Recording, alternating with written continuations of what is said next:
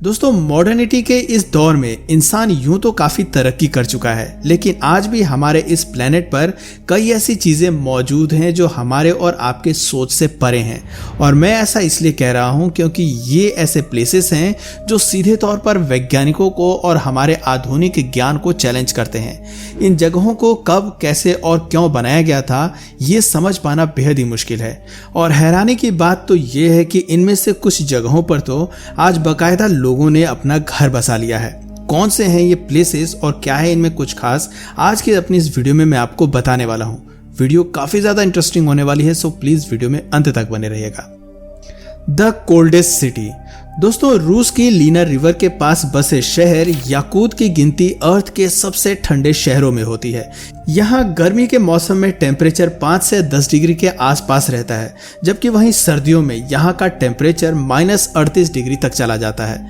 यहाँ पर सबसे कम टेम्परेचर का रिकॉर्ड -64.4 डिग्री सेल्सियस का है, जिसे ईयर 1891 में रिकॉर्ड किया गया था। अत्यधिक ठंड होने की वजह से इस शहर में जिंदा रहना किसी चुनौती से कम नहीं है। यहाँ रास्ते साल के ज्यादातर समय बर्फ से ढके रहते हैं। ऐसे में जब कभी बर्फ पिघलती है उस समय यहाँ के लोग जल्दी जल्दी अपनी जरूरतों के सामान को, राशन वगैरह को घर पर इकट्ठा कर लेते हैं। वैसे ठंड अधिक होने की वजह से यहाँ खेती नहीं होती है। ऐसे में यहाँ लोगों के जीने का सहारा मछलियाँ, बारहसिंगा का मीट और वाइन है। वाइन यहाँ के लोगों के लिए जीवन रक्षक के रूप में काम करता है। अत्यधिक ठंड होने की वजह से यहाँ के लोग जब घर से बाहर निकलते हैं तो अपने साथ थोड़ी सी वाइन लेकर चलते हैं, ताकि ठंड लगने पर वो वाइन पीकर खुद को गर्म रख सकें। इतने ठंड में यहाँ गाड़ियाँ चलाना भी लोगों के लिए एक बड़ा चैलेंज होता है, क्योंकि ठंड अधिक होने की वजह से यहाँ गाड़ियों का इंजन ठंडा होकर काम करना बंद कर देता है। ऐसे में जो लोग रिच हैं वो अपने गैराज में हीटर लगा देते हैं ताकि उनकी गाड़ी गर्म रहे। वहीं आम लोगों को कई घंटों तक अपनी गाड़ी का इंजन चालू ही छोड़ना पड़ता है ताकि निकलते समय वो गर्म रहे। दोस्तों याकूत्स असल में खदानों का शहर है। यहाँ पर सबसे ज्यादा कोयला, सोना और हीरे का खनन होता है। इसी से यहाँ की अर्थव्यवस्था भी चलती है। टूरिज्म जैसी चीज यहाँ लगभग ना के बराबर है, क्योंकि इतने खतरनाक मौसम में यहाँ कोई आना जाना पसंद नहीं करता है। माउंट फेंजिंग। दोस्तों माउंट फेंजिंग को फेंजिंग शान के नाम से भी जाना जाता है। ये चीन के वुलिंग पर्वतमाला की सबसे ऊंची चोटी है, जिसकी हाइट 8430 फीट है। आपको बता दें कि बौद्ध धर्म में माउंट फेंजिंग को पूजा जाता है। एक्चुअली माउंट फेंजिंग पर बौद्ध धर्म के 2 छोटे मंदिर एक दूसरे के अगल बगल मौजूद हैं। ये दोनों मंदिर 500 साल पुराने हैं, जो मिंग डायनेस्टी के समय में बनाए गए थे। ये दोनों ही मंदिर यहाँ एक आग के माध्यम से एक दूसरे से जुड़े हुए हैं। ऐसे में यह बात आज भी रहस्य बनी हुई है कि उस वक्त कैसे बिना किसी मॉडर्न सुविधाओं के इन मंदिरों को इतनी ऊंची चोटी पर बनाया गया होगा। वैसे दोस्तों इन मंदिरों में जाना हर किसी के बस की बात नहीं होती है। आपके लिए ये जानना शॉकिंग होगा कि यहाँ श्रद्धालुओं को 8000 सीढ़ियां चढ़कर बुद्ध मंदिर तक जाना पड़ता है, जो कि यहाँ दक्षिण की ओर स्थित है। भगवान बुद्ध के दर्शन करने के बाद भक्त फिर पुल को पार करके उत्तर की ओर स्थित मंदिर में जाते हैं। इस जगह को लेकर कहा जाता है कि यहाँ जैसे जैसे लोग सीढ़ियां चढ़ते हैं वैसे वैसे इस जगह की खूबसूरती उनका मन मोह लेती है। इतिहासकारों के मुताबिक एक समय इस पूरे क्षेत्र में बौद्ध धर्म से जुड़े कई मंदिर मौजूद थे, लेकिन उनमें से बहुतों को 16वीं शताब्दी में बर्बाद कर दिया गया और आज इन 2 मंदिरों को छोड़कर इस क्षेत्र में करीब 50 मंदिर और मौजूद हैं। बौद्ध धर्म में विश्वास रखने वाले लोग अक्सर इन मंदिरों में दर्शन करने आते रहते हैं। इसके अलावा इस जगह की खूबसूरती को देखने के लिए टूरिस्ट यहाँ समय समय पर आते रहते हैं। Stone house. दोस्तों अगर नाम से आप ये अनुमान लगा रहे हैं कि ये स्टोन हाउस स्टोन एज का है तो यकीनन आप गलत हैं, क्योंकि इसे 1970 के दशक में बनाया गया था, जो कि पुर्तगाल के उत्तर में सिलोरिको दे बोस्टो और फेफे के बीच स्थित है। इस स्टोन हाउस को एक पुर्तगाली इंजीनियर ने बनाया था। उसने इसे 1972 में बनाना शुरू किया था और 2 साल बाद यानी 1974 में ये पूरी तरह से बनकर तैयार हो गया था। इस स्टोन हाउस को कासा दो पेनिडा के नाम से जाना जाता है।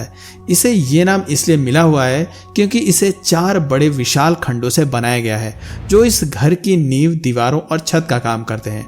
और यही इस घर की सबसे बड़ी खासियत भी है।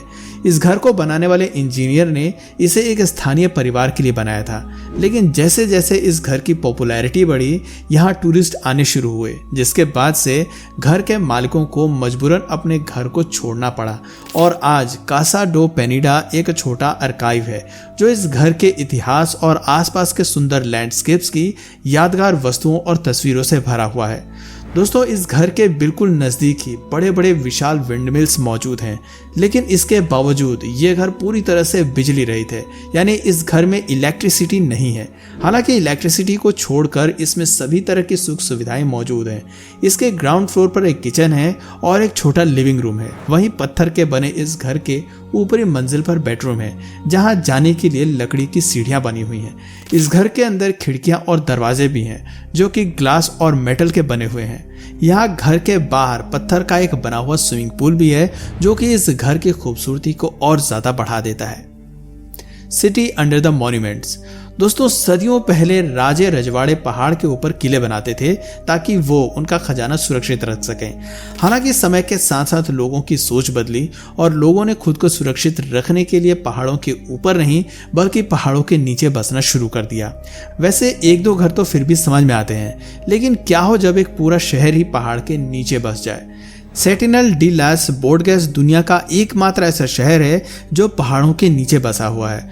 और आपको बता दें कि इस शहर में इंसान की सुख सुविधाओं का हर एक सामान उपलब्ध है। यही वजह है कि आज इस शहर में 3000 से अधिक लोग रहते हैं।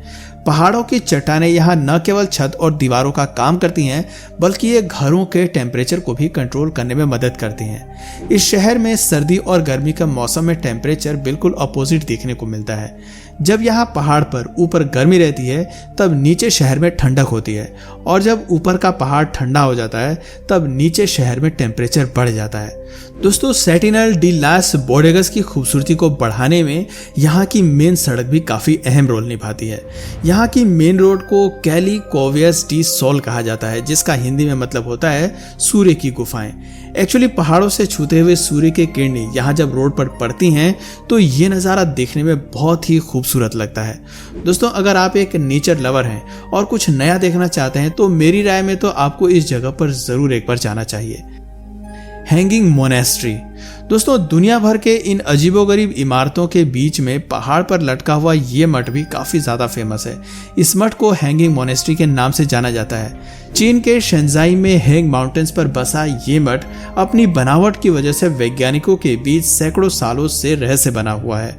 माना जाता है कि 1500 साल पहले बने इस मठ को बाढ़ से सुरक्षित रखने के लिए पहाड़ पर बसाया गया था। आज ये मठ 3 चीनी पारंपरिक धर्मों कन्फ्यूशियनिज्म, टाओइज्म और बुद्धिज्म के मिलाप के लिए फेमस है। इसके अलावा चाइनीज आर्किटेक्चर की स्टडी करने वालों के लिए भी ये मठ एक प्रमुख जगह है। इस मठ तक पहुंचने के लिए लकड़ी और लोहे की सीढ़ियों का सहारा लिया जाता है। एक्चुअली इस मठ की जमीन से ऊंचाई करीब 75 फीट है। स्थानीय लोगों के मुताबिक इस मठ को बनाने की शुरुआत नॉर्दर्न वाई डायनेस्टी के अंत में लियो रान नाम के एक शख्स ने की थी, और आज इस मठ में करीब 40 अलग अलग हॉल हैं जो एक दूसरे से जुड़े हुए हैं। इसके अलावा इन हॉल्स में ऐसे कई प्राचीन स्टैचूज रखे गए हैं जो इस मठ की खूबसूरती को बढ़ाने का काम करते हैं। दोस्तों, इस मठ की बनावट की बात करें तो आप यहाँ देख सकते हैं इस मठ के स्ट्रक्चर को पत्थरों में छेद करके पेड़ के तने को आधार देकर बनाया गया है, जिस वजह से ये काफी अलग दिखाई पड़ता है और टूरिस्ट को काफी ज्यादा अट्रैक्ट भी करता है। वैसे आपको बता दें कि साल 2010 में इस मठ की अजीबोगरीब बनावट को देखते हुए इसे वर्ल्ड के मोस्ट डेंजरस बिल्डिंग्स में भी शामिल किया गया था। तो दोस्तों, इस वीडियो में फिलहाल इतना ही। अगर आपको कभी मौका मिले तो आप इन जगहों में से किस जगह पर जाना ज्यादा पसंद करेंगे, नीचे कमेंट सेक्शन में जरूर बताइए। और अगर इस वीडियो से आपको कुछ नया जानने या सीखने को मिला या फिर इंटरेस्टिंग लगा तो प्लीज इस वीडियो को एक लाइक करके अपने फ्रेंड्स और फैमिली में से जरूर शेयर करें।